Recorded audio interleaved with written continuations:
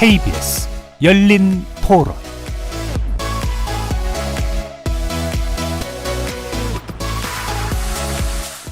안녕하십니까. KBS 열린 토론 정준희입니다.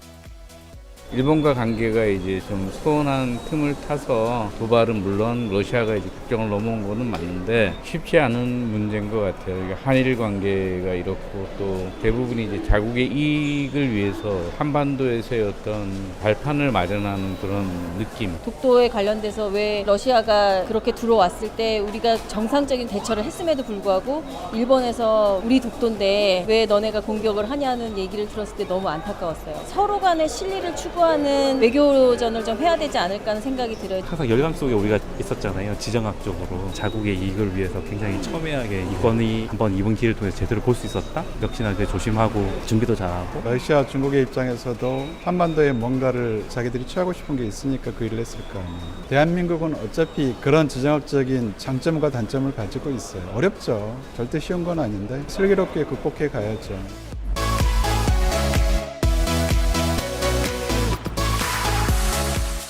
거리에서 만나본 시민들의 의견 어떻게들 들으셨습니까? 이달 초에 일본의 수출 규제 조치로 격화된 한일의 두 나라의 갈등 속에서 한미일 3국의 안보 협력도 흔들리는 그런 모양새입니다. 이런 가운데 또 사흘 전에는 중국과 러시아의 전략 폭격기들이 우리 측 방공 식별구역에서 연합훈련을 벌이는 등 여러 가지 어려운 사정도 발생했는데요. 또 이건 무슨 일인지 북한이 어제 단거리 미사일 2발을 동해상을 향해 발사했습니다.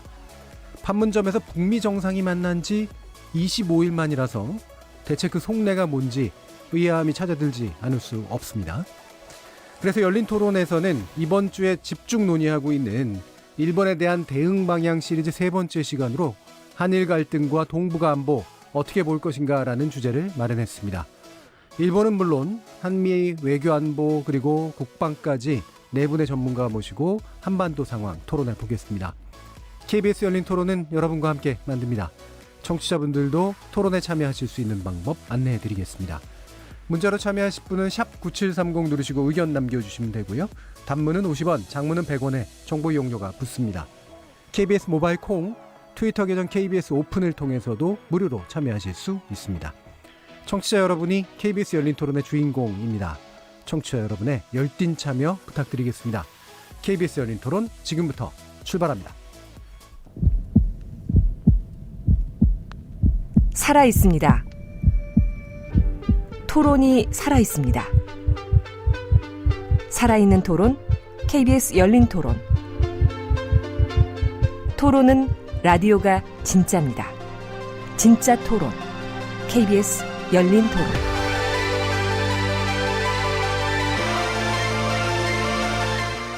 자, 그럼 오늘 함께해 주실 전문가 선생님들 소개해 드리겠습니다. 문성묵 한국국가전략연구원 통일전략센터장 나오셨습니다. 네, 안녕하십니까? 자, 그리고 홍현익 세종연구소 외교전략실장 나오셨습니다. 안녕하십니까? 그리고 신범철 아산정책연구원 안보통일센터장 나오셨습니다. 네, 반갑습니다. 자, 그리고 한 분 더 계시는데 우리 일본 문제 다루면서 함께 합류해 주실 겁니다. 자, 좀 이따 또 소개를 해드릴 거고요. KBS 일라디오 채널은 유튜브 영상으로도 생중계되고 있습니다. 유튜브 들어가셔서 KBS 일라디오를 검색하시면 지금 바로 저희들이 토론하는 모습 영상으로 보실 수 있습니다. 팟캐스트로도 들으실 수 있고요. 매일 새벽 1시에 재방송도 됩니다. 자, 이렇게 함께할 방법까지 안내해 드렸고요. 오늘 토론 주제 한미 갈등과 동북아 안보 어떻게 볼 것인가 본격적으로 시작해 보겠습니다. KBS 열린 토론. 예, 말씀드리는 순간 또 우리 남기정 서울대 일본연구소 교수 나오셨습니다. 이따 이제 일본에 관련된 또 집중적인 이야기 또 많이 전해주실 겁니다. 안녕하세요. 네, 안녕하세요. 자, 지금 일본의 경제적 보복, 누구는 또 도발이라고까지 얘기를 합니다만 그런 어려운 문제가 있고 또 러시아 군용기가 우리 영공을 침범을 했죠. 그리고 중국과 러시아가 우리 방공구역 연합 비행 훈련을 하기도 했습니다. 그래서 이 한반도 주변에 아주 시끄러운 상태인데요. 근데 가장 좀 이렇게 최근의 일이자 좀 놀라운 일은 어제 새벽 북한이 동해상을 향해 단거리 미사일 2발을 발사한 일입니다. 지난 5월에도 물론 도발이 있었습니다. 근데 77일 만의 일이긴 합니다만 판문점에서 이제 한국, 미국, 북한의 정상이 만난 지 얼마 안 됐는데 또 이게 무슨 일인가 싶은 이제 그런 상태죠. 이에 대해서 좀 배경을 좀 알아봐야 될 것 같은데요. 우리 먼저 신범철 센터장님께 여쭤볼까요? 뭐 기본적으로 동북아 질서가 워낙 어려운 상황인 것 예. 같아요. 그렇다 보니까 지금 한반도를 둘러싸서 각국이 자국 이기주의를 극대화하는 거죠. 그러니까 과거에서는 일종의 묵계를과 같이 뭐 어떻게 보면은 한국의 주권 그런 부분을 존중하고 그 카디즈라든가 이런 부분에서도 어떻게 보면은 자제를 해왔던 것인데 예. 지금은 뭐 미국의 전략에 중러가 협력해서 부딪히면서 그것과 관련해서 중러가 더 이상은 과거에 자신들이 참아왔던 걸 하지 않는 거죠. 그러다 보니까 카디즈도 침범을 사실은 자주 했었습니다. 예, 근데 그랬죠. 이번에는 예. 연합으로 이렇게 한 건 처음이거든요. 그러니까 앞으로 이런 것이 또 발생할 수도 있다고 생각하는데 다만 이 과정에서 러시아 같은 경우에는 선을 넘어버렸어요. 무엇이냐? 영공을 침범해서는 안 되는 거거든요. 예. 이거는 분명히 국제법상 예. 불법행위이기 때문에 거기에는 또 응당 우리가 필요한 행위를 해야 된다. 또 그리고 이제 다른 한편을 봐야 되는 거죠. 무엇이냐? 그것은 과거 미국과 중러가 대결할 때 어떻게 보면 미국이 영내 체제에서는 한미일 협력 차원에서 대응을 해왔던 것인데 그 틀이 약해지고 있는 거죠. 한일 관계로 인해서. 이것은 분명히 일본이 잘못된 접근을 하고 있기 때문에 이런 예. 상황이 있지만 그럼에도 불구하고 한미일의 안보 협력 부분은 계속해서 우리가 강화시켜 나가는 또 필요성이 있는 거죠. 정리해 보면은 지금 질서가 과거처럼 단순화되지 않고 복합적으로 이렇게 위기가 발생하고 있기 때문에 그 복합적인 상황을 풀어낼 수 있는 아까 시청자 말씀 중에 슬기로운 그 예. 말씀하시는데 슬기로운 지혜가 필요하다고 생각합니다. 예. 이 한미일 문제, 그다음에 동북아 문제가 이제 아주 복잡하게 얽혀드는 그런 모양새에 대한 이제 슬기로운 접근법을 지금 요청해 주셨는데요. 일단은 뭐 뒷부분에서 우리가 이제 러시아 문제라든가 중국 문제 같은 것까지 이제 좀 복합적으로 좀 다루고요. 이 북한은 대체 왜 그랬을까에 대해서 궁금한 부분이 또 있어서 홍연욱 박사님 의견 들어보겠습니다. 네, 러시아하고 중국이 이렇게 한국의 주권을 존중하지 않는 이런 영공을 침범한 건 침범행위입니다. 그러니까 예. 우리 집 거실까지 그 신발 신고 들어온 우리 허락 없이 그런 상황이기 때문에 이건 단호히 대응을 해야 되는데 사실 단호히 대응했습니다. 그래서 그 360발이나 경고 사격을 했고 예. 그래서 쫓아냈죠. 그러나 이제 이걸 인정하지 않고 있는 그러나 이제 추후에 사과를 받아야 되겠죠. 북한이 그런데다가 또 어제 아침에 두 발의 미사일을 쐈는데 이게 비록 단거리지만 600km 내외를 두 발이 다 갔다는 겁니다. 5월 4일과 5월 9일에도 도발을 했는데 그때는 270km, 430km 정도. 근데 지금은 600km 정도를 두 발이 다 갔다. 어제 발표된 건 430km, 690km였는데 오늘 최종적으로 600km 내외로 두 발이 다 갔다 이렇게 나오더라고요. 근데 이게 고도가 50km밖에 안 되는데 상당한 거리를 고도의 거의 14배 이렇게 갔기 때문에 신형 미사일이라고 추진력이 여겨지고요. 상당히 좋다는 얘기네요. 네네. 그렇죠? 그러니까 이게 그 단순한 탄도미사일이 아니라 단순한 탄도미사일이면 높이 올라갔다 그냥 떨어지는데 자유낙하하는 게 아니라 내려오다가 다시 평행으로 기동하다가 다시 떨어지는 예. 그러니까 굉장히 고난도 운행을 하는 미사일을 북한이 개발한 것 같습니다. 근데 이렇게 북한이 이런 미사일 개발을 해서 실험한 도발을 한 이유는 북한 스스로도 이제 얘기를 했죠. 먼저 놀랍게도 남북한 관계를 얘기하면서 남북한 간에 군사합의서도 체결하고 이렇게 평화공존하기로 해놓고 한국이 뒤를 돌아서서는 그 스텔스 전투기 F-35를 계속 도입하고 있다. 이렇게 우리를 이렇게 성실하지 않게 사실상 군사력을 자기네는 강화하면서 우리만 못하게 하는 이런 건 용납할 수 없다. 따라서 우리도 마땅히 군사력을 계속 강화하고 개발해야 되고 그런 남한에 대해서 상당한 압박을 가하기 위해서도 군사력은 계속 강화해야 된다. 이런 차원에서 했다는 얘기가 처음 나왔고요. 예. 북한이 한 얘기입니다. 그 다음에 이제 저는 이제 그것이 진정한 의도라고 보기보다는 예. 북미 간의 실무회담을 사실 해야 되는데 미국의 협상 태도라든지 협상을 했을 때 미국이 합의선으로 가지고 있는 그런 선에 대해서 지금 불만이 많은 것 같아요. 예. 그러니까 사실은 벌써 7월 중순에 북미 간에 실무회담 했어야 되는 거죠. 근데 아직까지도 안 하고 있는데 그 이유는 미국의 협상 그 전략을 세운 거 내용을 하나하나 이렇게 보면서 그 정도 가지고는 협상해도 소용없다. 따라서 우리는 그러니까 북한 측은 협상 지금 안 해도 상관없다. 이런 시간적 여유를 보이면서 그동안에 미사일을 개발한 거죠.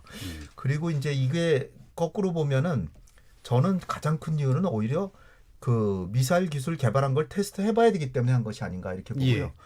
그러니까 만약에 북미 간의 협상이 원활하게 계속 진전이 되면 그동안은 시험을 못 하잖아요. 그러니까 협상 들어가기 전에 할 실험은 다 해보는 거죠. 예. 그러니까 지금 가진 북한의 재래식 미사일 능력이 북한의 비핵화 이후에 갖고 있을 능력이 되거든요. 예. 그러니까 지금 최대한도로 개발해 놓는 게 유리하죠. 예. 그러니까 그런 측면에서도 했던 거고, 그다음에 이제 국내 정치적으로도 한미연합훈련을 곧 하니까, 그러니까 한미연합훈련하면 북한군은 사기가 뚝 떨어지거든요. 그러니까 미리미리 내부 결속을 다지고 군의 사기도 진작한다. 이런 여러 가지 목표를 두루두루 하기 위해서 한 것이다. 단순히 그냥 판을 깨려고 한 건 저는 아니라고. 예. 그러면 이게 뭐 짧은 질문인데요. 이게 그런 기획 안에 북한의 기획 나름의 기획 안에 그냥 우연히 뭐 러시아 문제라든가 중국 문제라든가 일본 문제가 그냥 끼어든 걸까요? 아니면 그게 벌어지고 있은 게 요때다 하고 북한이 한 걸까요? 요때다는 아닌 것 같고요. 그리고 북한하고 중국, 러시아가 그렇게까지 전략적인 협력을 하고 있지도 않습니다.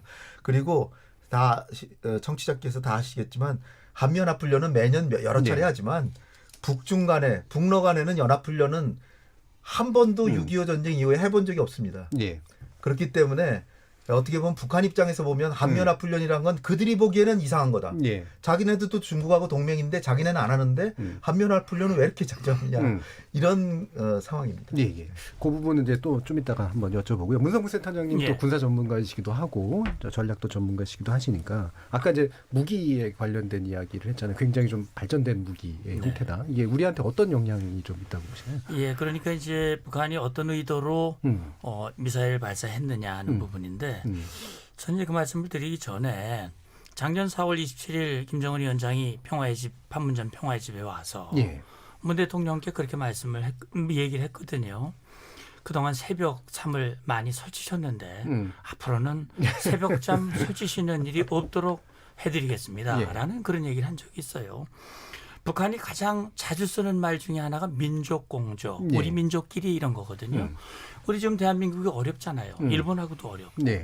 또 중국, 러시아가 방공 식별구역이 들어오고 러시아 이 조기경보 통제기는 우리 영공을 침범을 하고 이런 전반적으로 어려운 상황에서 북한이 이렇게 어깃장을 놓으면서 미사일을 쏘고 더 어려운 상황으로 만들면 안 되는 거죠. 공조를 한다면 더 힘을 합쳐서 해야 되고 저는 궁금했어요. 왜냐하면 러시아가 독도 상공 침범했으면 김정은 위원장이 한번 나서가지고 러시아를 향해서 경고를 해야죠. 그러니까 일본 욕은 또 되게 많이 했었는데. 그래서 이제 그런 부분들이 조금 좀 주목해야 할 부분인데 홍 박사님이 잘 설명을 해 주셨습니다.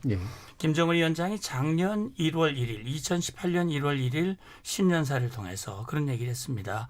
우리는 핵미사일 역량을 계속 강화해 나가겠다.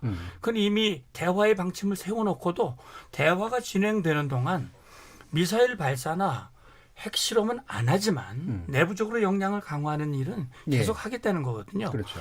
그냥 그동안 발사는 장거리 미사일 발사 안 했는데 5월 달에 단거리 미사일들을 발사했거든요. 이번에 발사한 것은 지난 5월보다 사거리가 많이 늘어났습니다. 그리고 어제는 한 발은 690km, 하나는 430km라고 그랬는데 지금 조금씩 평가가 달라지는 것 같은데 그건 왜 그러냐면 우리 그린파인 레이더에서는 발사 장면은 포착이 됐지만 낙탄 장면이 포착이 안 됐기 때문에 미국과 일본과의 정보 공조를 통해서 그런 부분들이 추가 분석이 된 것 같아요.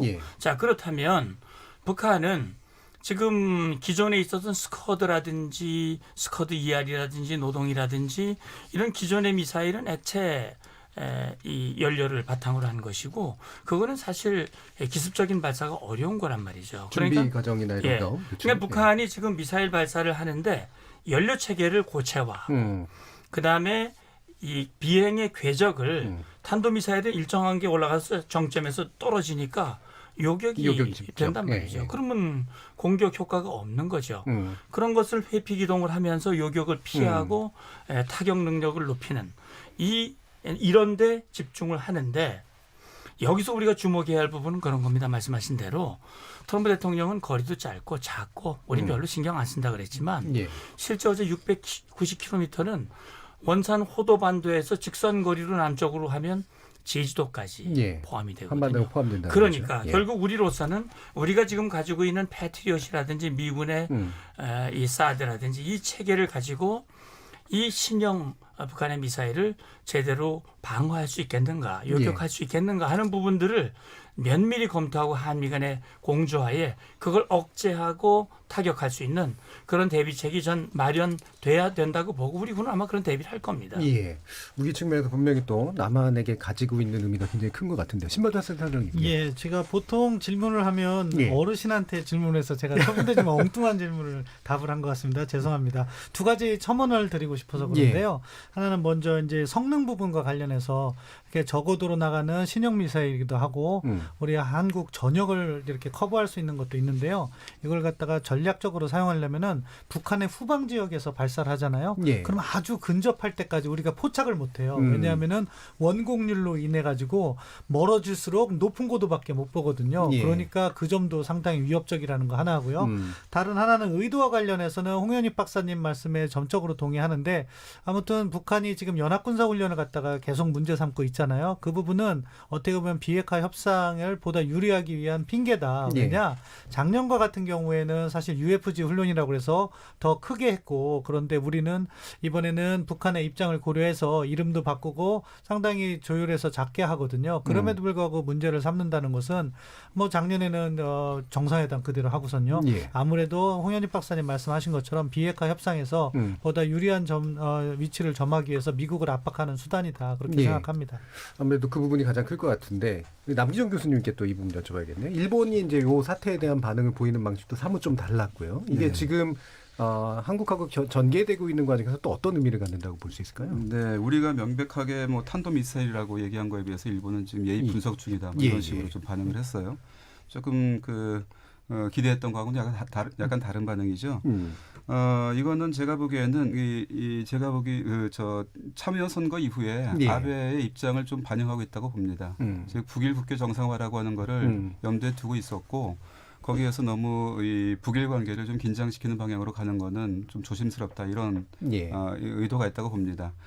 무슨 얘기냐면은 아베에게 있어서 지금 그 이른바 정치적인 업적이라고 하는 것은 사실은 뚜렷하지가 않습니다. 지난 참여연 선거가 약간 그거를 반영한 결과라고 보이거든요. 특별하게 정치적인 업적이 없는 상황에서 지금 개헌을 갖다가 밀고 가기도 조금 어렵게 됐습니다. 굉장히 그 장기간의 그 수상 임기였음에도 불구하고 뚜렷한 업적이 없다라고 하는 것은 개인적으로는 치욕적인 거거든요. 그렇죠. 경제만 맨날 강조했었죠. 네. 그런 점에서는 이제 북일 국교 정상화라고 하는 거를 다음 스텝으로 삼고 있었고 그거는 상당히 오랫동안 준비한 흔적도 있습니다. 우리가 좀 놓치고 있는 부분인데 예컨대 하노이 정상회담 때 일본은 이 하노이 정상회담의 실패를 뭐 기뻐했다 속으로 뭐 이렇게 우리가 분석을 하지만은 하노이 정상회담 가기에 가기 한 2, 3주 전의 상황을 보게 되면은 북한은 일본에게 문을 열고 있었고 일본도 거기에 들어가려고 하는 그러한 준비를 하고 있었던 그러한 흔적들이 보입니다.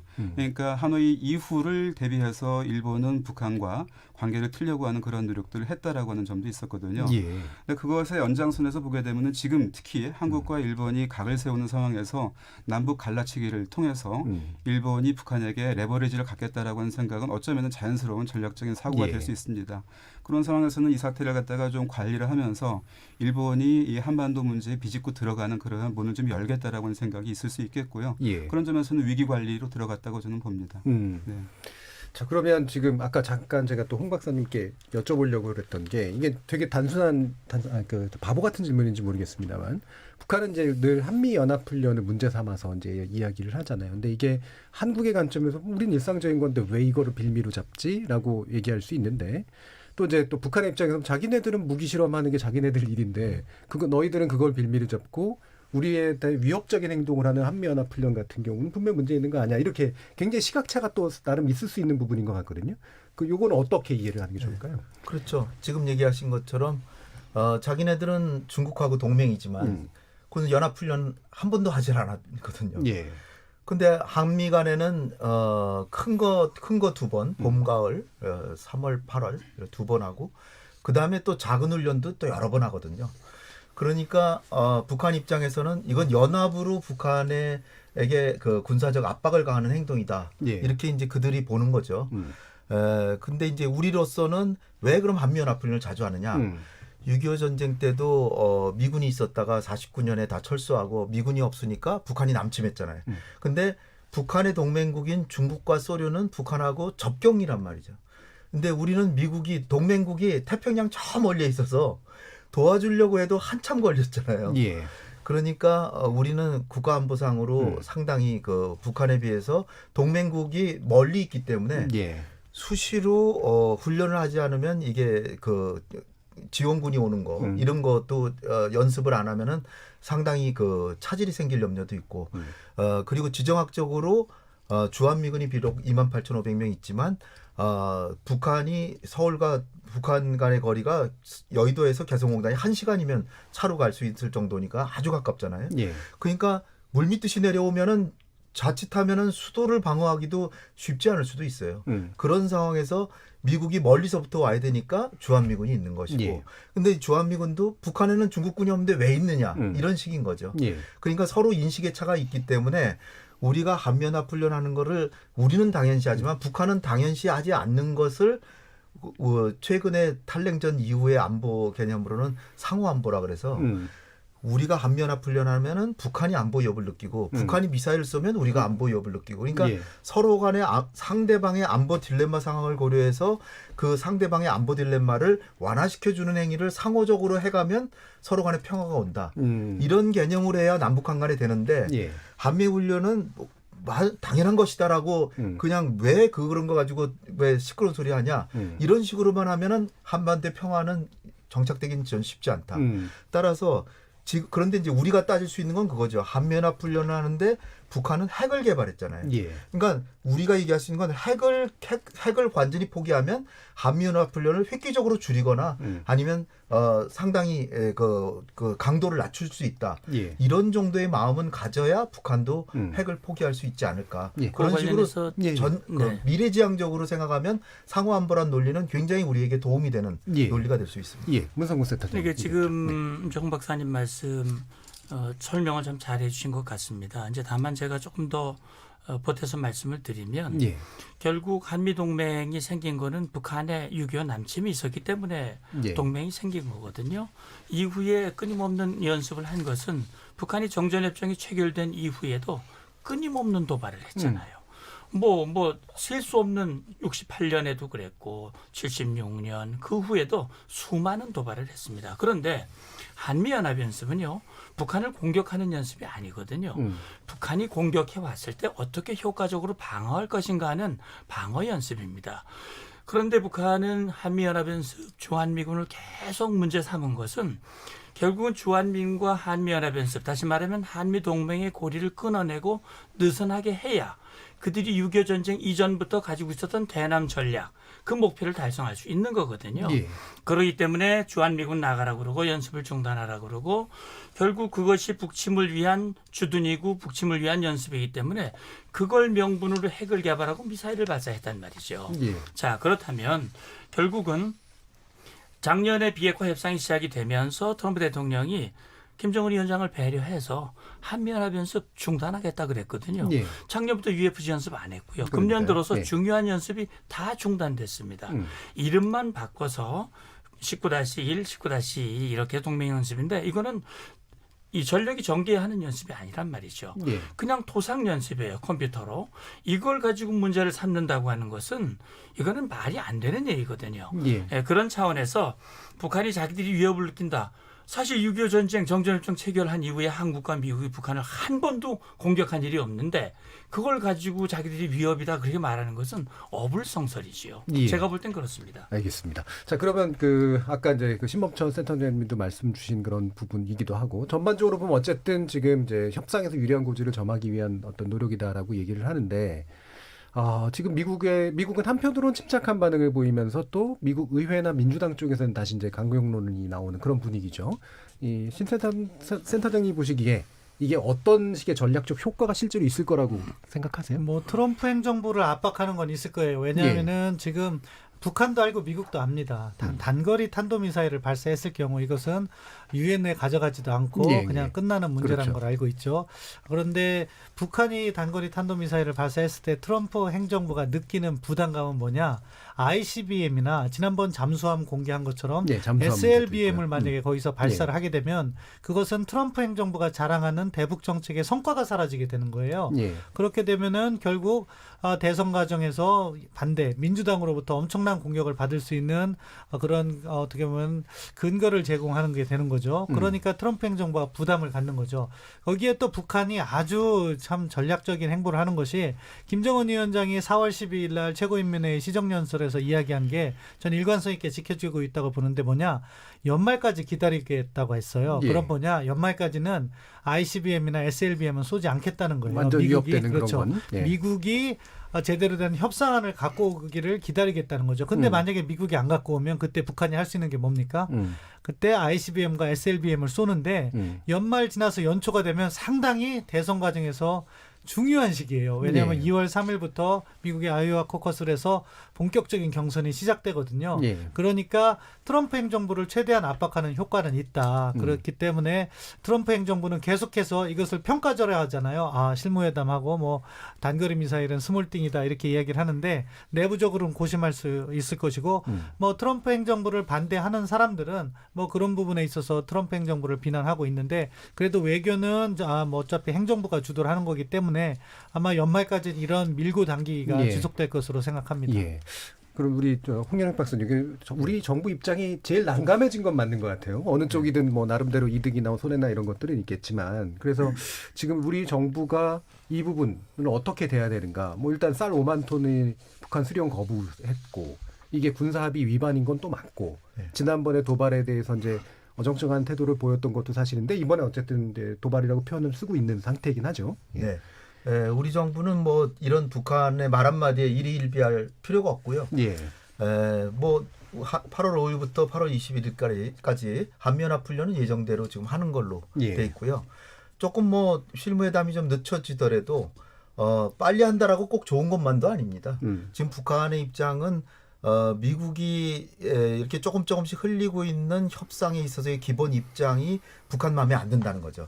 그래서 제가 볼 때는 북한 하노이 정상회담 이후 북한이 진정으로 바라는 거는 체제 안전 보장이어서 뭐 연락사무소 설치라든지 뭐 아니면은 종전선언이라든지 뭐 이런 걸로 강조해 왔거든요. 그리고 시진핑 주석이나 푸틴 대통령도 김정은 만나 보니까 체제 안전 보장을 강조하더라. 그러니까 미국에서도 그걸 이제 따가지고 북한의 모든 핵 프로그램을 동결시키면 미국도 연락사무소 설치 같은 걸 해줄 수 있다. 그리고 협력까지는 아니고 교류를 증진하고 인도주의적 지원은 좀 해줄 수 있다. 그러나 제재 완화는 절대로 못 해준다. 그런데 제가 보기에는 북한이 중점적인 요구 사항을 체제 안전 보장으로 바꿨다고는 하지만 속내는 그게 아닌 것 같아요. 속내는 제재를 좀 완화해 달라. 근데 왜 그거는 완전한 실질적인 비핵화가 된 다음에 해준다 그러냐? 그 얘기가 나올 때까지는 계속해서 도발을 하든 뭘 해서 미국을 안절부절하지 못하게 하는 것 같고요. 또 미국이 어떻게 보면 조금 좀 약한 모습을 보이고 있어요.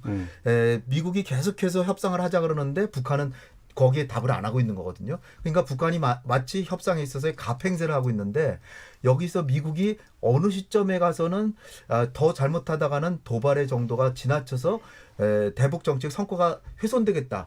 그럴 때 가면 조금 더 내놓을지도 모른다는 계산하에서 이러는데 그건 이제 트럼프 행정부가 계산할 거고요.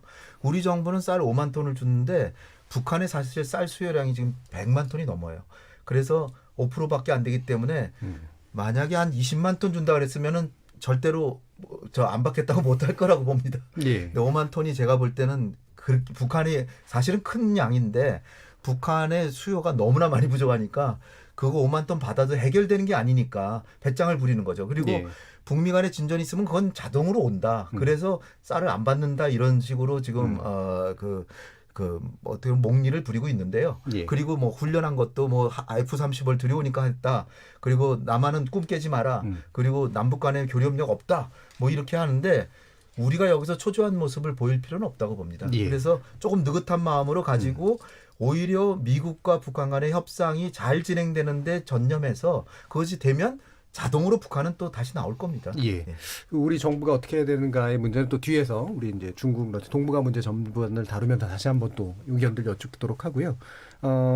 간단히 좀 또 논의를 해봐야 될 게 일본 문제인데요. 지금 WTO 일반 이사회 논리 대결은 일단 일단락됐고 뭐 아마 재소까지 가게 되지 않을까 싶습니다만 일단은 WTO에서 이제 그 한국과 일본이 나름대로 이런 논리전을 펼쳤던 것에 대한 평가를 좀 들어봐야 될 것 같아요. 남기정 교수님 어떻습니까? 네, 우리 뭐 국민들 굉장히 조마조마한 마음으로 지켜보셨을 텐데요.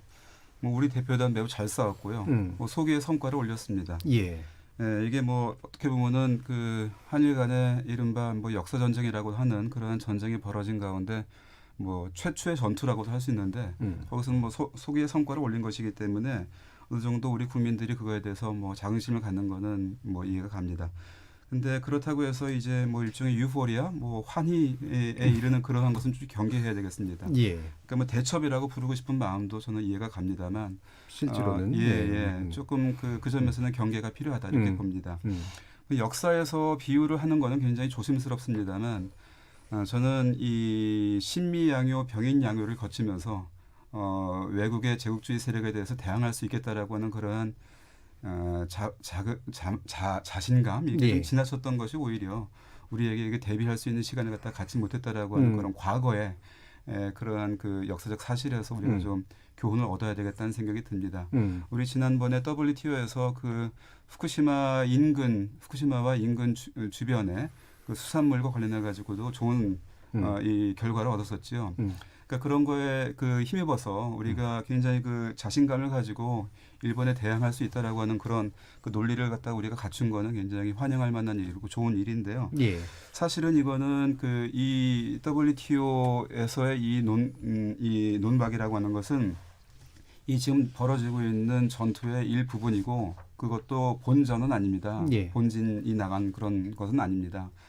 이 앞으로 이제 벌어지게 될 게 이 경제 무역, 그다음에 안전 보장, 뭐 역사, 그다음에 정치, 국제 질서 이런 것들이 다 여러 층에서 이만 벌어질 겁니다. 여러 전투가 벌어질 것이고요. 예. 우리가 그거를 보면서 그러한 최종 목표가 어딘가를 갖다가 우리가 확인을 하면서 이거를 평가를 하고 여기서 교훈을 얻는 게 중요하겠다 이렇게 생각이 됩니다. 예. 그리고 한편으로는요, 이 WTO라고 하는 것은 여전히 우리보다는 일본이 우위를 점하고 있는 WTO 자체는 전장입니다.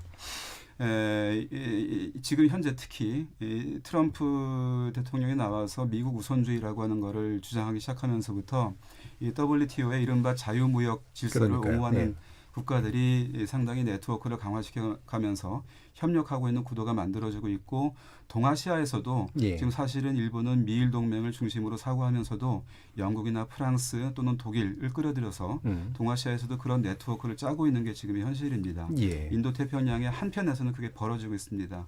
그러니까 그러한 거를 염두에 두면은 이 WTO에서 일본의 발언력이라고 하는 건 결코 작지 않다, 무시할 수 없다라고 하는 거를 다시 한번 우리는 확인을 해봐야 되겠습니다. 반면에 우리는 그동안에 WTO에서 우리는 FTA라고 하는 걸 가져와서 WTO의 전선을 약간 좀 이 교란시킨 측면도 있습니다. 그래서 그런 의미에서는 조금 약간 책임의식도 우리는 좀 가지고서 새로 판을 짜는데 우리가 노력을 해야 되는 그런 측면도 있거든요.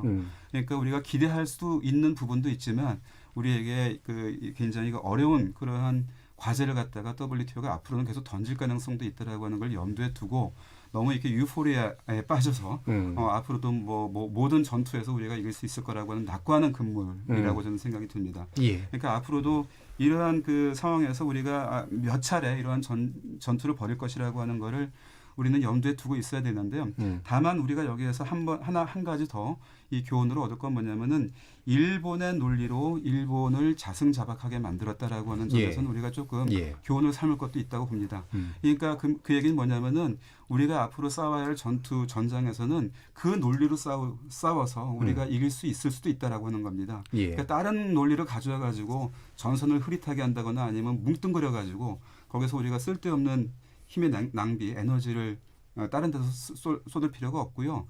무역이면 무역, 안전보장이면 안전보장, 아니면 국제법이면 국제법 이렇게 각자 그 논리 가지고 우리가 대항할 수 있고 거기에서 충분히 싸울 수 있는 근거지가 있다라고 하는 그러한 점에서는 나름대로 자신감을 가져도 되겠다 이렇게 생각합니다. 이 WTO 체제를 한편으로는 굉장히 잘 이끌면서도 스스로 또 부정하는 어떤 행동을 한 그런 자승자박의 논리를 공격하는 면에서는 우리가 이제 잘하고 있는 건 맞는데 이게 또 이제 무역 문제만으로 끝날 것이 아니기 때문에 또 다양한 접근도 필요하고 또 WTO는 아직은 또 여전히 이제 일본이 좀 더 주도하고 있는 그런 시스템이다라는 그런 지적이셨던 것 같습니다. 그래서 우리가 너무 일희일비하면서 정신승리하고 이러지는 또 말아야겠다. 근데 이런 얘기이신 것 같아요.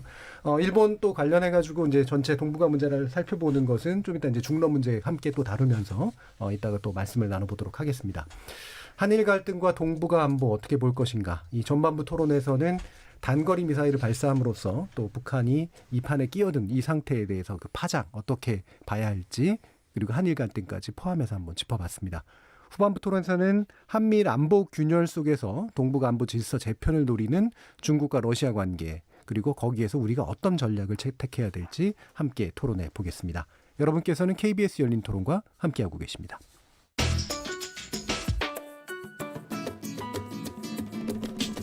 묻는다, 듣는다, 통한다. KBS 열린 토론. 듣고 계신 청취자 여러분 감사드립니다.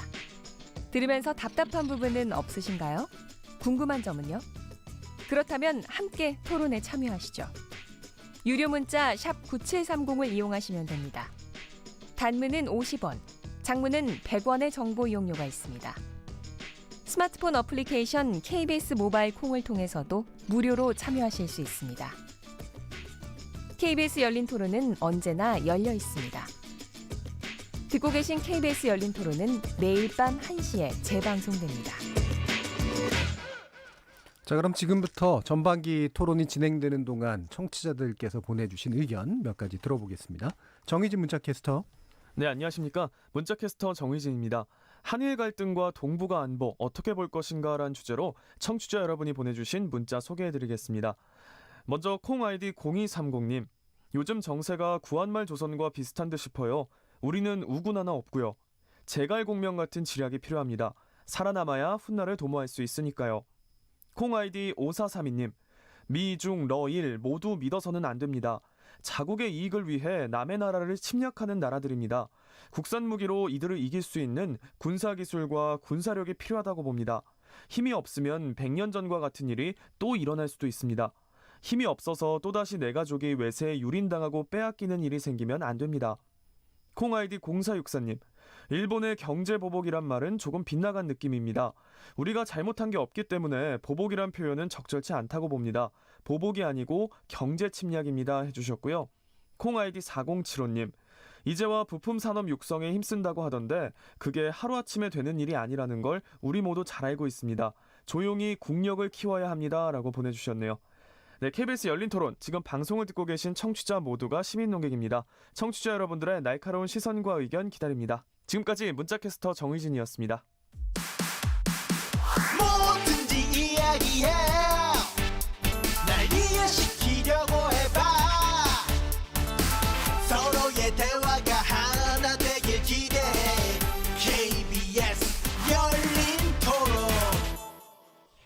자, 그럼 후반부 토론 시작해 보겠습니다. 문성묵 한국국가전략연구원 통일전략센터장, 홍현익 세종연구소 외교전략실장, 남기정 서울대 일본연구소 교수, 신범철 아산정책연구원 안보통일센터장, 이렇게 네 분의 전문가와 함께하고 있습니다. 자, 아까도 잠시 이제 언급이 나왔습니다만 러시아 군용기가 영공 침범을 했고 또 중러는 이제 카디지라고 불리는 방공 식별구역에서 또 연합 훈련을 벌였는데요. 방공식별구역 자체는 아까도 말씀 주셨지만 국제법상의 어떤 강제는 아니기 때문에 뭐 사실은 수시로 드나드는 면들은 없지 않았으나 영공침범은 확실히 좀 심각한 문제다 이렇게 이제 볼 수 있잖아요. 여기에 대해서 이 중러가 또 특히나 러시아가 왜 그랬을까? 뭐 실수였다 아니다 부인하기도 하고 뭐 시인하기도 하고 왔다 갔다 말도 좀 많은데요. 이 부분 우리 문성무 센터장님 의견 들어보겠습니다. 예. 방금 문자 소개받으면서 예. 와 우리 시민들 우리 국민들 생각과 의식이 정말 지혜롭고 정확하다라는 그런 느낌이 예. 드는데요. 중국과 러시아가 왜 그랬을까? 여러 가지 의도가 있겠습니다만 정치적 의도와 군사적 의도를 좀 구분해서 봐야 될 것 같은데요. 정치적으로 보면 결국 지금 태평양 또 인도태평양 지역에서 미국이 전략 또 체제를 구축하고 일본과 호주, 인도 이렇게 해서 중국의 어떤 팽창을 막기 위한 그런 전략, 그렇죠. 그런 대비를 예. 계속 하고 있단 말이죠. 그리고 미국과 중국과의 그런 갈등이 있고요. 역시 미국과 러시아에도 갈등이 있습니다. 곳곳에서. 예. 결국 그러다 보니까 미국과 대척하는 중국과 러시아가 힘을 합쳐서 미국과 공동 대응하기 위한 여러 가지 그 과시들이 그동안 있어 왔거든요. 예. 근데 이번에는 중국과 러시아가 공식으로 발표했습니다. 이렇게 연합 초계 비행은 처음이다 그런 얘기했고요. 예. 훈련이 아니라 이게 작전입니다. 그러니까 결국은 정치적으로 보면 미국에 대한 강력한 대응 이것이 하나가 될 것이고요.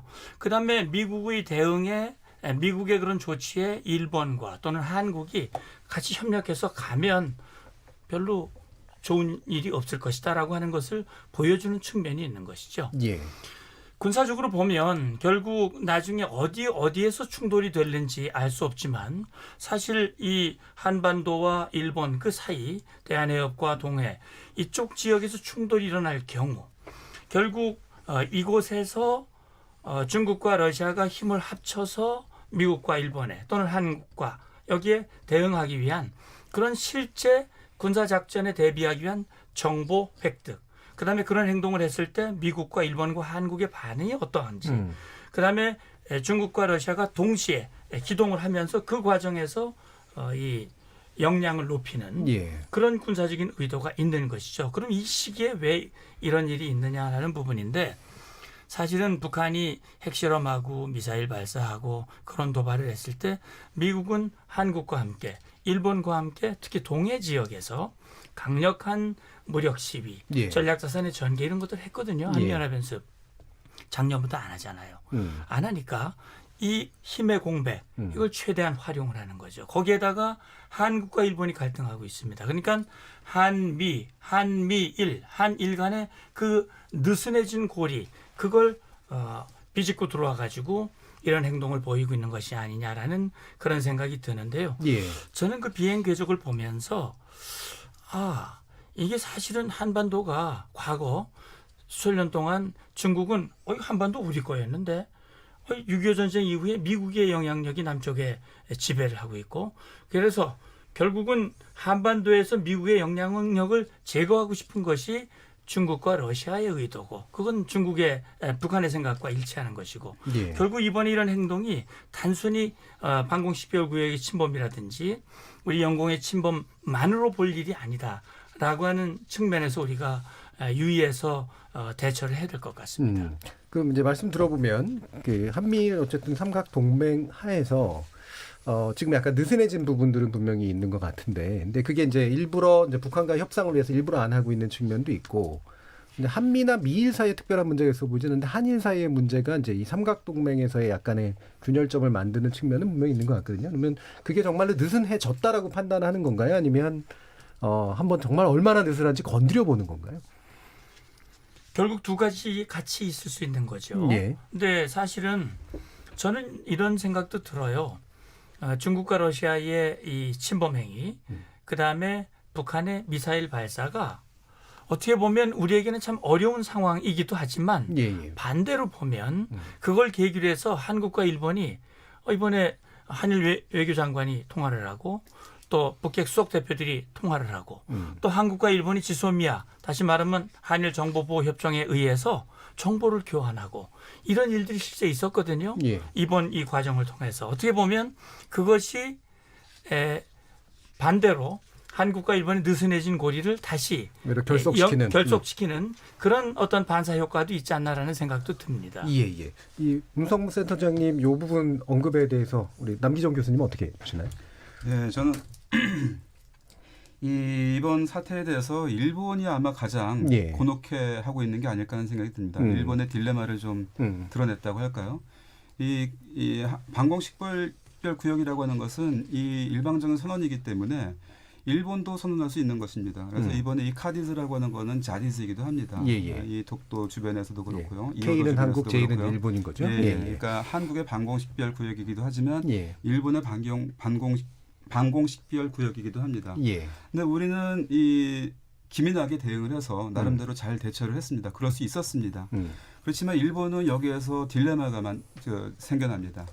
그 일본은 아직은 헌법이 있고 헌법의 구조가 있고 그래서 공식적으로는 이 전수방위 또는 이 비핵 3원칙 이런 것들을 견제한다라고 하는 것이 일본의 기본 원칙으로 아직은 살아있는 상황입니다.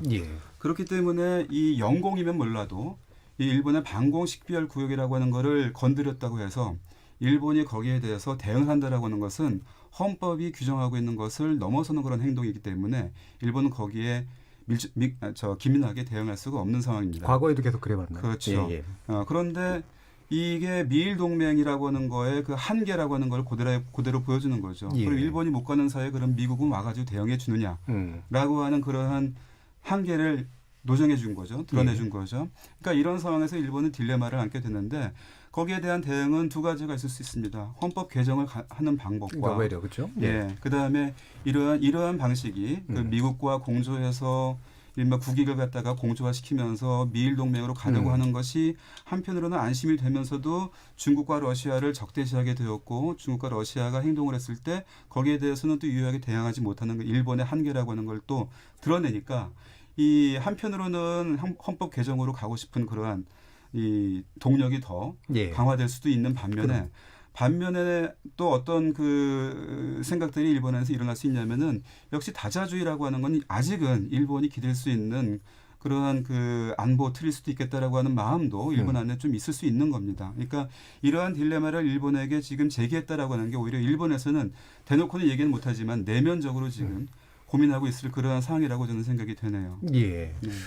외려 이제 헌법 개정의 어떤 빌미로 삼을 수도 있는 또는 욕망을 더 부추길 수 있는 상태이기도 하고 아까 이제 문 센터님도 지적하신 것처럼 한미일 삼각동맹을 어떻게 좀 더 그럼 제대로 만들 것이냐라는 문제에 고민이 되기도 하고 걸 텐데 지금 이제 지소미아 얘기도 나왔으니까 이제 군사정보보호협정 이 부분을 이제 일본이 어차피 안보 문제 걸고 나왔으면 여기에 대해서 우리도 이제 강하게 대응할 수밖에 없다. 뭐 이런 식의 태도가 지금 나오고 있습니다.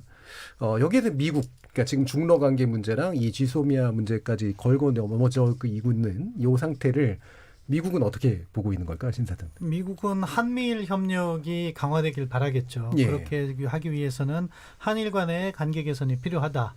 그렇기 때문에 현재 한일이 갈등을 빚고 있는 것을 갖다가 일단은 차단하고 상황을 관리하고 한일이 양자 협의를 통해서 문제를 풀어라. 그 과정에서 지소미아 그 군사정보보호협정은 건드리지 말아라. 이게 미국의 기본 입장인 것 같아요.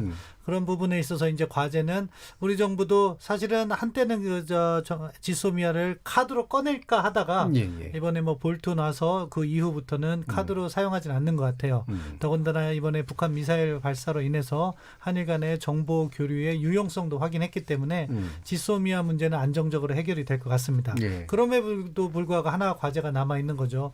일본이 교섭을 위한 시간을 벌어줄 필요성이 있는데 계속해서 화이트리스트에서 배제한다는 것을 뭐 이번 주는 넘어갔지만 또 다음 주 8월 2일인가요? 그때 또 한번 가기 결정을 할 가능성이 있는 거예요. 그런 식으로 해서 만약에 한국에 대한 보다 강도 높은 제재를 하게 되면 우리 측으로서도 거기에 대응을 할 수밖에 없는 그런 상황이기 때문에 한일 관계가 더 악화될 수 있다. 따라서 중요한 거는 그러한 상황이 벌어지기 전에 양측이 조금 더 진정성을 갖고 교섭을 해야 된다고 생각합니다. 일본은 일단 추가적인 제재 조치를 하지 않고 그리고 우리는 일본이 요구하고 있는 사실 일본도 지금 뭐 중재로 넘어가겠다 이렇게 고집 부리는 건 버려야 되는데 아무튼 강제징용 문제와 관련해서 이게 우리 국내적으로는 우리가 대부분의 판결이 정당하고 이행을 해야 되지만 또 65년 청구권 협정 체제에 있어서의 일본이 요구할 만한 또 근거도 있는 거거든요. 예. 그 부분을 어떻게 풀 것인가를 합의를 하면 한일 관계는 거기에서 해법을 찾을 수 있다고 보는데 그런 방식으로의 좀 지혜로운 접근이 필요하다고 생각합니다. 남인정 교수님 다시 또 이제 여쭙겠는데 지금 군사정보보호협정이 한국 분들한테는 자 이거 지렛대 삼으면 일본도 압박을 느낄 거야 뭐 이렇게 이제 생각한 부분이 사실은 없지 않은 것 같은데 이게 애초부터 그런 이슈였는지 또 말씀처럼 이제 현재 뭐 이 부분이 결국은 이제 유지하는 거로 만약에 간다면 한국의 입장 또는 한국 분들이 보시기에는 그냥 안타까운 상태가 되는 건지 어떻습니까?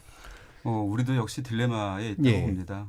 아까 말씀드린 것처럼 일본은 헌법 개정으로 갈 수도 있고 한미일이라고 하는 거를 조금 더 심각하게 생각할 수도 있고 이 두 가지 딜레마가 있거든요.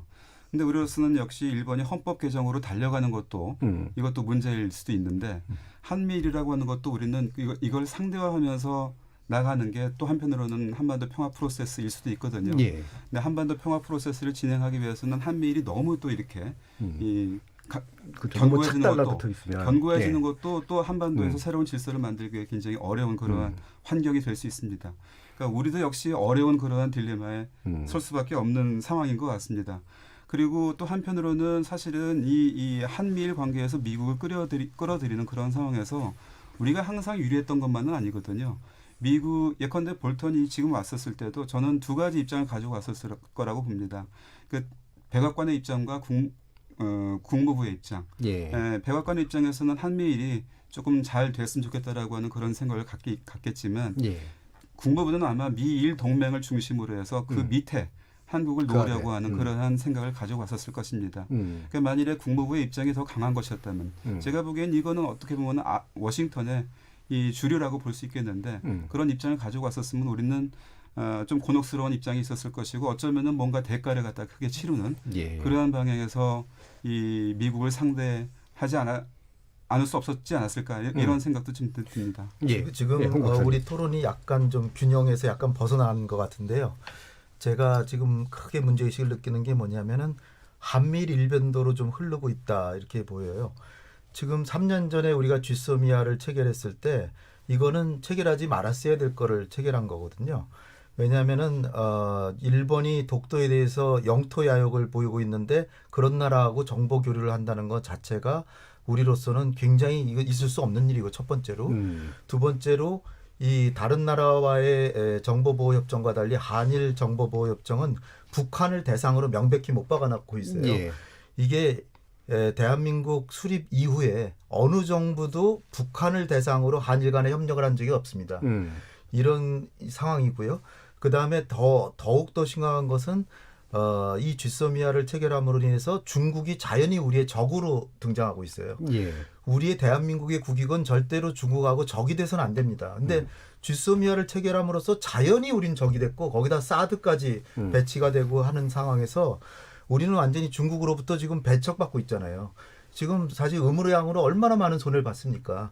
근데 이제 우리가 한미동맹과 한미일 공조라는 게 워낙 이제 큰 주제니까 거기에 입각해서 보면은 뭐 쥐소미아 당연히 지키고 해야 되지만 제가 보기에는 쥐소미아로 우리가 얻을 거 요번에 아마 뭐 미사일 쏘는 거 약간 위치 정도는 좀 일본에서 약간 추가 정보 정도 받았을지 모르지만 미국한테 다 받는 겁니다. 그러니까 그게 큰 이익인 게 아닌데 우리는 대체할 수 없는 정보를 줘요. 휴민트 같은 우리가 북한에서 얻을 수 있는 소중한 정보들을 일본에 넘겨주면서 이 일본한테는 얻는 건 별거 없다는 거죠. 그러니까 제가 제일 강조하고 싶은 거는 한중 관계가 완전히 훼손되고 있다. 이때 지금 조금 더 나가면은 악사라 그래가지고 군수 협정까지 맺어야 된다는 게 일본 전문가들 많은 사람들이 얘기하는데 제가 볼 때는 우리 국가 전략상 균형을 찾아야 된다고 봅니다. 그래서 지금 볼튼 보좌관이 왔을 때 정부가 입장을 저는 그 정도 보였을 거라고 보는데 우리 대한민국은 한미일 공조 차원에서 쥐소미아를 연장하고 싶다. 그러나 일본이 우리를 백색 리스트에서 제외하는 이런 적대적인 행위를 한다면 우리는 연장하고 싶지만 못하겠다. 그거는 미국이 양해해달라. 이 정도는 얘기를 해놨어야 된다고 저는 봅니다. 그리고 지금 그런 입장이 전달 안 됐으면 지금이라도 전달해야 되고요. 단지 이제 그 호르무즈 해협에 파병하는 건 저는 좀 해야 된다고 봐요. 지금까지 수십 년 동안 미국이 우리를 위해서 지켜줬는데 미국이 그렇게 원한다면 우리의 석유가 들어오는 걸 보호하기 위해서 우리 거를 보호하는 거니까 전쟁에 참전하는 게 아니잖아요. 그러니까 그 부분은 들어주고 예. 그런 두 가지를 하면서 일본을 제압해 가야 된다. 예. 그리고 물론 뭐 WTO 협상도 중요하지만 미국을 움직이는 게 굉장히 중요하기 때문에 GSOMIA는 반드시 카드로 삼지 않는다 그러면서 사실상 카드로 써야 된다고 봅니다. 예. 자, 이 부분에서 약간씩 이제 이견들이 좀 나오고 있는 부분이 있네요, 확실히. 일단은 남기정 교수님 같은 경우는 딜레마적인 상황으로 잘 표현해 주셨던 것 같고, 일본이든 한국이든 간에. 홍 박사님 같은 경우는 사실은 GSOMIA, 그러니까 그 군사정보보호협정 자체가 애초에 잘못 체결됐고, 현재 그 한미일 쪽으로 지나치게 기울어진 상태에서 중국하고 러시아, 북한까지 자극되는 면들까지 이제 짚어주셨기 때문에 또 이제 우리 문성근 센터장님이나 신범철 센터장님은 한미일 그 동맹 쪽이 훨씬 더 중요하다라고 보시는 입장이시잖아요. 지소미아만 먼저 설명을 드릴게요. 예. 지소미아가 마치 엄청난 거라고 우리가 착각을 하는 경향이 있는데요.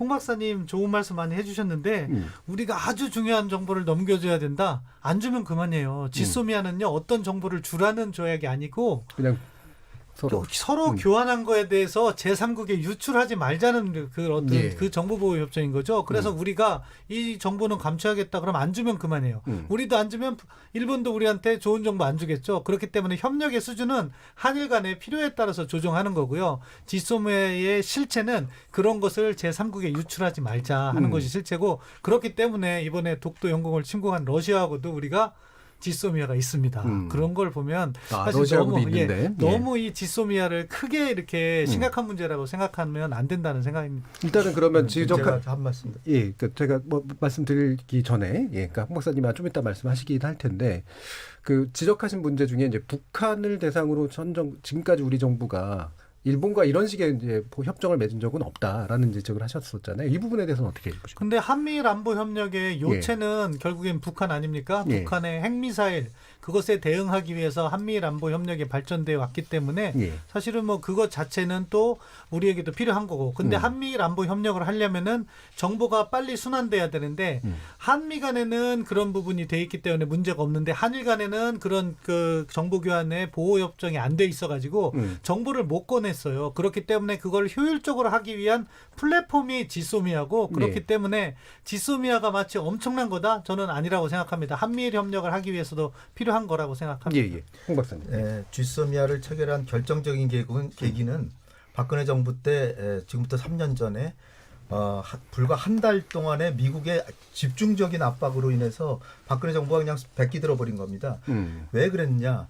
이 사드 배치하고도 연관이 되는 건데, 사드가 작동하기 위해서는 특히 중국에서 가상을 해볼 때 미국 쪽으로 미사일을 쐈을 때 그 궤적을 정확하게 파악하기 위해서는 일본에는 이미 레이더 기지가 2군데가 있고, 입체적인 그 궤적을 정확하게 보려면은 적어도 3군데에서 이 정보를 줘야 되는데 한국에 반드시 레이더 기지가 필요했던 거죠.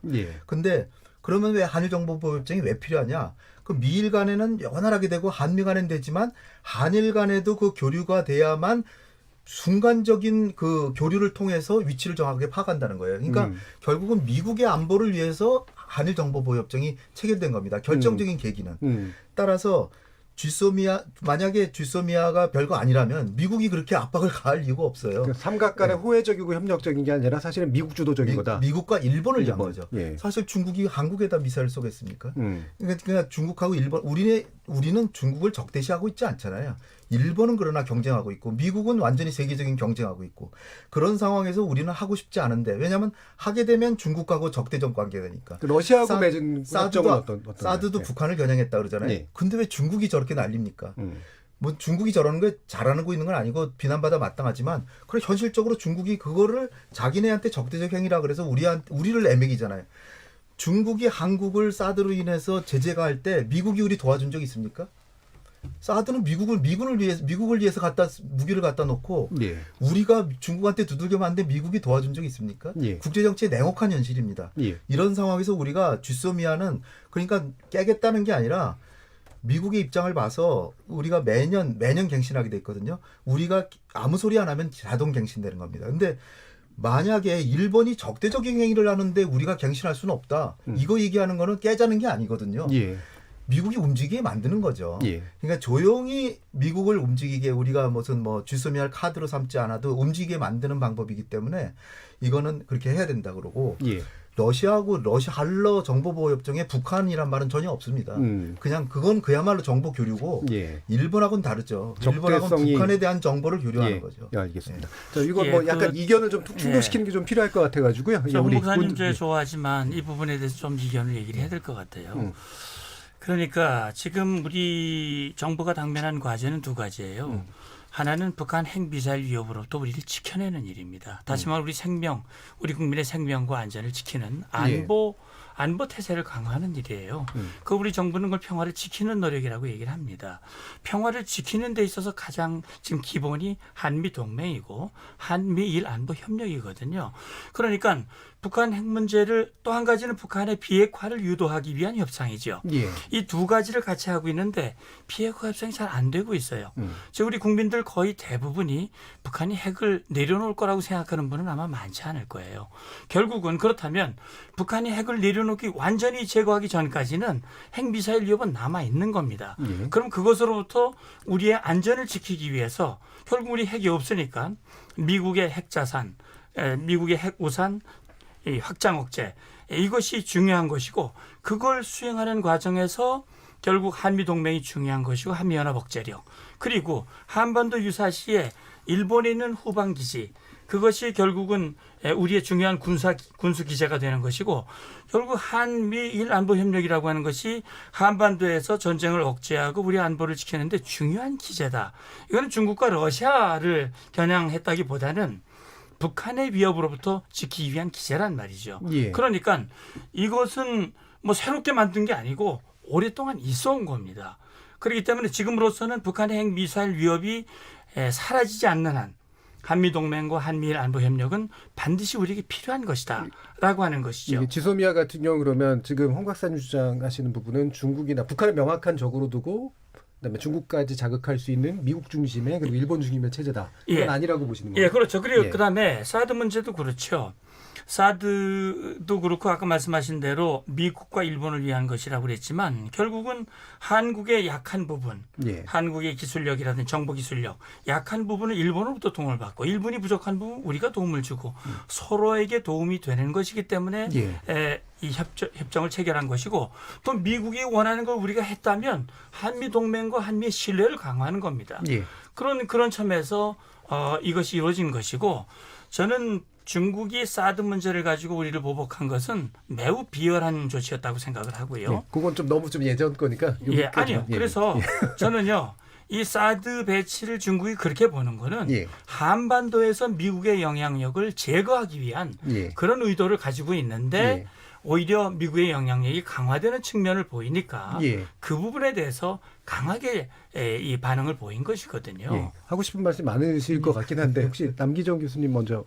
저는 아까 처음에 말씀드린 거는 일본이 지금 어떤 상황인가라고 하는 거를 전제로 했을 때 우리가 처할 수 있는 딜레마라고 하는 걸 말씀드렸던 겁니다. 그러니까 헌법 개정을 통해서 그야말로 군사적인 보통 국가로 그냥 최종적으로 가는 일본을 상대할 것인가 아니면 이러한 일본을 헌법 개정까지 가지 못하도록 하기 위해서 남아있는 그러한 뭐 다자적인 틀을 갖다가 그래도 유지하는 방향으로 갈 것인가라고 하는 이러한 선택지에 우리가 놓일 수 있는 상황이 벌어지고 있다.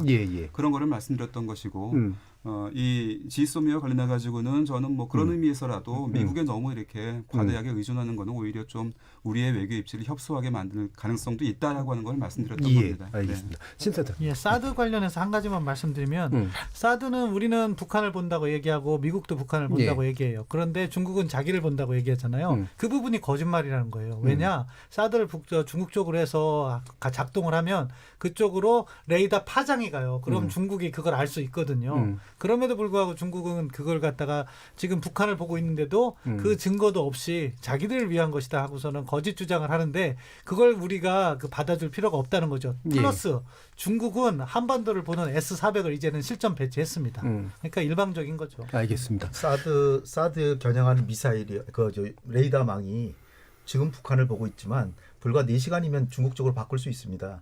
지금 중국이 미국을 향해서 미사일 쏘는 게 아니잖아요. 그러니까 한반도 상황이 굉장히 급박해지고 그러면 그거를 기술반이 와서 바꿔서 중국을 겨냥할 수 있도록 바꿀 수 있고 또 하나 제가 꼭 말씀드리고 싶은 게 요번에 쏜 미사일 있잖아요. 북한에서. 그게 50km 높이밖에 안 갔는데 600km를 갔다는 거 아닙니까? 예. 고도가 50km예요. 사드는 몇 킬로에서 몇 킬로 맞히죠? 지금 사드는 사실 무용하다는 거죠. 네, 50km에서 150km를 맞춥니다. 예. 지금 북한이 어저께 실험한 미사일 사드엔 완전히 무용지물이에요. 예. 그런데 사드를 뭐 대한민국을 지키기 위해서 뭐 이렇게 가져갔다 그러는데 저는 거의 뭐 아예 효용이 없다고는 말씀 안 드리겠어요. 예. 거의 효용이 없어요. 거의 효용이 없고 레이더를 위해서 갖다 놓은 거라고 좀. 뭐 그러니까 간단한 반응. 중국이 그 사드, 중국이 아마 한국, 다시 말하면 한국인은 주한미군, 한국인은 미국민. 이 한국이 그 한국을 공격하기 위한 목적이라면 아마 사드에 대해서는 상당히 반발하겠죠. 왜냐하면 사드 레이더라고 하는 것은 직진, X밴드 레이더는 직진하기 때문에 X밴드 이 레이더가 중국을 들여다본다. 이거는 전혀 레이더의 ABC를 모르는 얘기거든요. 그런 차원에서 그 방향을 바꿔서 중국으로 간다 하더라도 그거는 중국이 한국을 향해서 한반도를 향해서 미사일을 쐈을 때 그게 유용한 것이지 그렇지 않으면 의미가 없는 것이죠. 알겠습니다. 자, 이게 뭐 재밌는 얘기도 많이 나오는데요. 더 논의하고 싶습니다만 이게 마무리 발언들을 하셔야 될 때라서 1분 이내가 될 것 같습니다. 그래서 지금 이제 우리는 결국은 이제 북미일 그다음 북중러 그다음에 한미일 이 사이에서 이제 남북 간 관계를 풀어야 되는 상황이라 굉장한 복잡한 면들이 있는 것 같은데요. 과연 한국 외교는 이 복잡한 상황을 어떻게 깨는 게 좋을까? 복잡하지만 짧게 얘기해 주셔야 될 것 같습니다. 자, 먼저 홍연익 박사님 의견 듣겠습니다. 네, 지금 좀 답답한 국면이 계속 되고 있는데요. 그 가장 답답한 건 이제 북미 간의 이제 회담이 안 되니까 그런 거예요. 판문점에서 3주 안에 하겠다 그랬는데 북한이 안 하고 있는 거죠. 안 하고 있는 이유는 근데 또 미국이 제공하고 있어요. 요번에 러시아가 우리 영공을 침범하고 중국하고 같이 공중훈련 처음으로 했지만 왜 그들이 했느냐. 아시아 태평양 전략을 태평양 인도 전략으로 바꿨어요. 미국이. 그래서 중국을 포위하고 견제하고 러시아를 제재하고 하고 있습니다. 그러니까 이들도 강대국들이에요. 그러니까 미국이 이렇게 억누르는데 그들이 안 하겠습니까? 그러니까 너무 우리가 한미동맹이 제일 중요하고 한미일 안보공조도 중요한데 일본이 보복을 가고 있으니까 일본한테는 적절히 우리가 대응을 하고 너무 한미일 일변도로 가서는 안 되는 거예요. 중국과 러시아하고도 협력할 수 있는 길을 찾아서 또 러시아한테 사과도 받고 그러면서 전략적으로 협력할 건 또 해나가야 우리의 국익을 극대화할 수 있습니다. 알겠습니다. 예, 문성무 센터장님. 예, 아까 이 애청자 여러분들이 보내주신 거기에 답이 들어있는 것 같아요. 지혜, 전략. 그래서 저는요, 이 냉철한 머리와 뜨거운 가슴인데 결국 지금 특히 한일 간에 지금 가장 갈등이 제일 큰 건데 저는 냉철한 논리를 가지고 대응을 하되 너무 감정적으로 대응하는 것은 우리에게 오히려 손해가 된다. 알겠습니다. 그런 차원에서 적절하게 대응하는 것은 좋다고 봅니다. 알겠습니다. 남기정 교수님. 네, 저는 이 한일 관계 이 굉장히 구조적인 문제에 기원을 두고 있는 이 뭐랄까요 지금 악화 현상이라고 하는 것과 사실은 남북 관계 진전이라고 하는 것은 사실은 하나로 엮여져 있는 것이 지금 현상적으로 두 개가 보이는 거라고 생각되거든요. 저는 이거는 역사의 층위와 지정학의 전선이라고 하는 게 맞아떨어지는 데서 지금 벌어지고 있는 굉장히 커다란 그러한 변동이라고 생각됩니다. 그러니까 이것에 대해서는 큰 그림을 가지고 이 접근을 해야 되지 이 테크니컬한 문제를 가지고 너무 여기 지연 말단에 우리가 이 신경을 과도하게 쓰는 거는 조금 저는 이 지양해야 되지 않을까 생각이 듭니다. 예, 신센터장님. 우리나라 속담에 누이 좋고 매부 좋고란 말이 있어요. 그런데 때로는 누이도 둘 중에 하나를 선택해야 되는 환경도 있는 거죠. 우리가 유연한 정책을 전개한다는 것은 필요에 따라서 우리의 접근을 다 달라야 된다는 것이고 지금 환경이 악화될 때는 지금 어떻게 보면 한미일 공조가 더 필요한 상황이 아닐까 싶습니다. 알겠습니다. 예, 오늘 입장 차이도 많이 좀 보였고요. 하지만 그만큼 깊이가 좀 있었던 것 같습니다. 열린 토론 오늘은 한일 갈등과 동북아 안보 어떻게 볼 것인가라는 주제로 문성무 센터장님, 홍연익 실장님, 남기정 교수님 그리고 신범천 센터장님 이렇게 네 분의 전문가와 함께했습니다. 참여해주신 모든 논객 여러분, 청취자 여러분께 감사드리고요. 저는 다음 주 월요일 저녁 7시 20분에 다시 찾아뵙겠습니다. 지금까지 KBS 열린 토론 정준이었습니다.